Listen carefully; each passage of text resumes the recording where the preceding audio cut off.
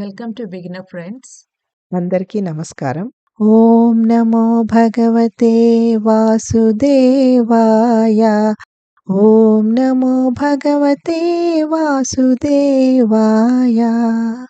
భగవద్గీత పారాయణలో ఈరోజు 6వ అధ్యాయము ఆత్మ సంయమ యోగము లేదా ధ్యాన యోగము 34వ శ్లోకం, శ్లోక నెంబర్ 34.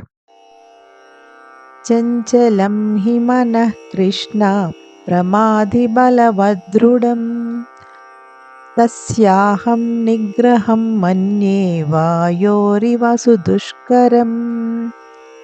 తాత్పర్యము: ఓ కృష్ణ, మనస్సు చాలా చంచలమైనది, అల్లకల్లోలమైనది, బలమైనది మరియు మూర్ఖపు పట్టుగలది.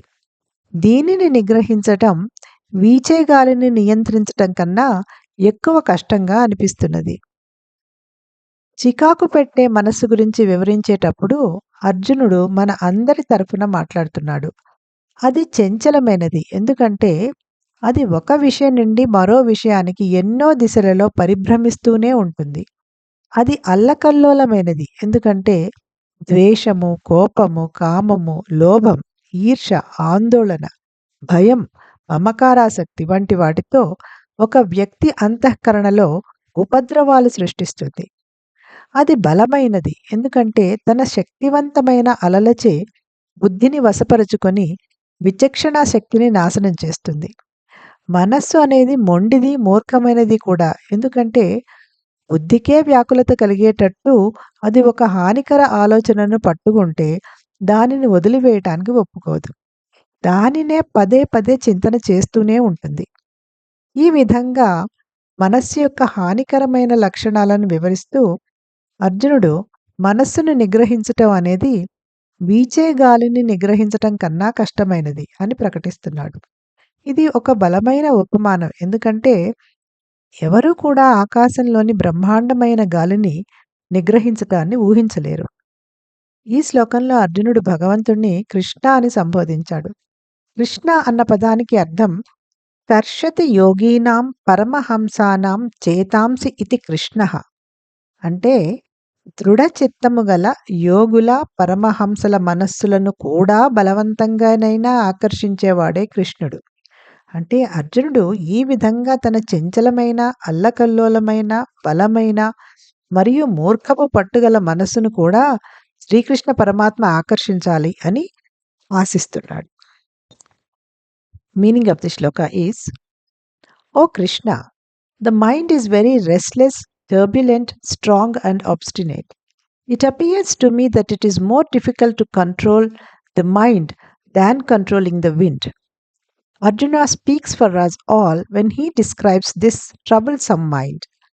It is restless because it keeps flitting in different directions from subject to subject. It is turbulent because it creates upheavals in one's consciousness in the form of hatred, anger, lust, greed, envy, anxiety, fear, attachment, etc. It is strong because it overpowers the intellect with its vigorous currents and destroys the faculty of discrimination. The mind is also obstinate because when it catches a harmful thought, it refuses to let go and continues to ruminate over it again and again, even to the dismay of the intellect. Thus, enumerating its unwholesome characteristics, Arjuna declares that the mind is even more difficult to control than the wind.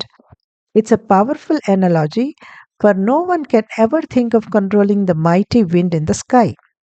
In this verse, Arjuna has addressed Lord as Krishna.